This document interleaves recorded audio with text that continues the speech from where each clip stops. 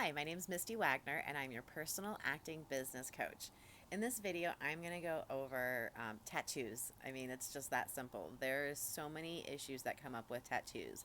So I really feel like more actors haven't thought about where they're getting them before they actually got them, and that's something that I'd like to address.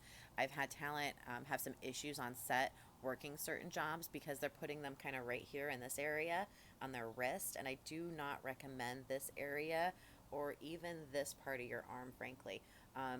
There's clients that want you to wear a polo. There's PetSmart ads where they want you in their polo. There's different products out there, car dealerships, places like that, that have polos specifically that they want in their ad, that they want representing their brand. That's their uniform, essentially. So as soon as you get tattoos in that area, it almost automatically rules you out from working for those companies.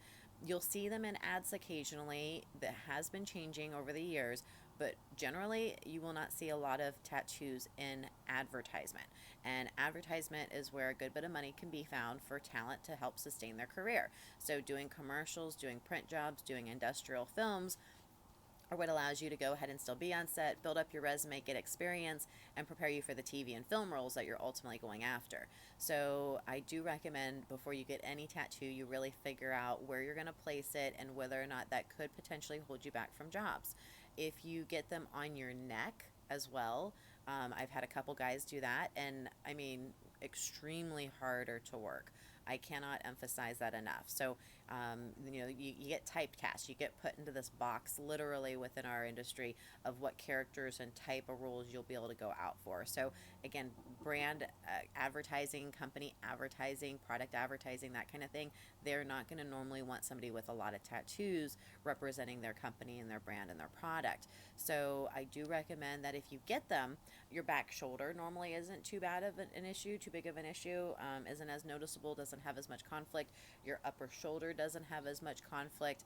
I say those spaces most because if you're a guy especially and there's any kind of pool shot, if you have them in both of those spaces, you can still wear a shirt like this kind of, and they won't see it. So you can be at a pool, you can be without your shirt open, unbuttoned, and still fit in that scene and still be covering your tattoos up. If it's behind you, back on your shoulder, again, if all their shots are coming from this angle forward, that tattoo is not going to be an issue.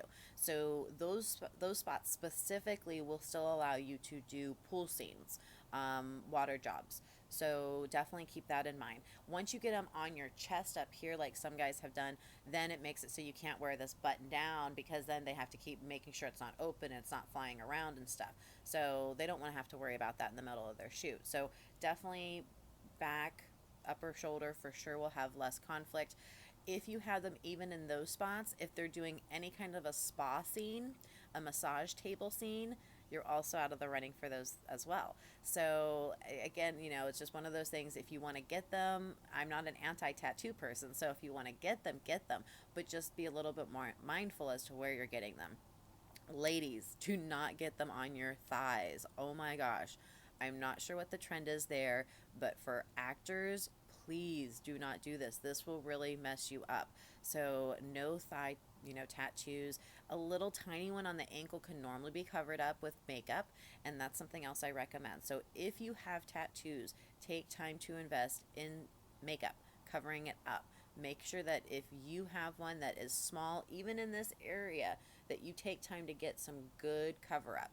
Tattoo cover up makeup is a little bit different, it's thicker, and you definitely want to make sure you invest in matching up your skin tone with the makeup so that way you can make sure when you're on set or you're booked, if a conflict comes up, you're helping to have the solution to the problem.